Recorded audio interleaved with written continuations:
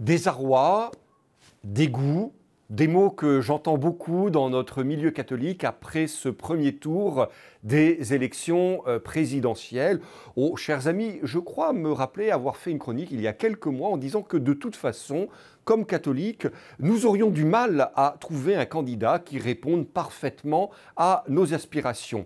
Alors nous nous trouvons maintenant à quelques jours du deuxième tour et je vois bien que l'électorat catholique est très divisé. Certains iront à la pêche, d'autres ont décidé de remplir leur devoir électoral et de voter blanc. Certains voteront Macron par peur de Madame Le Pen, d'autres voteront pour Madame Le Pen par peur précisément aussi de Monsieur Macron.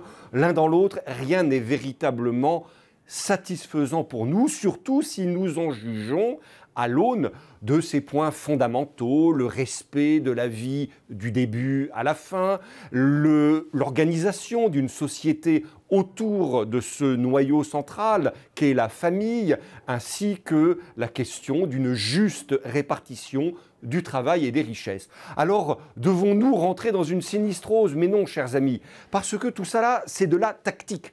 Dans une prochaine chronique, j'espère aborder avec vous des questions plus stratégiques.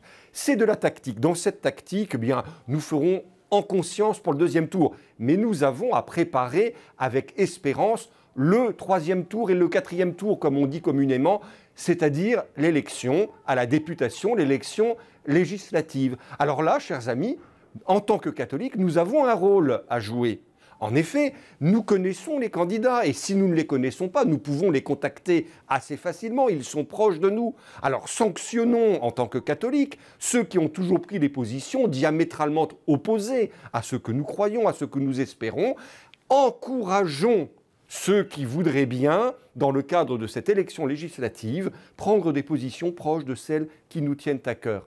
Ne perdons pas espoir, rentrons délibérément dans cette action politique, tactique, n'allons pas chercher plus loin, n'y mettons pas plus que le nécessaire, continuons à prier pour notre pays.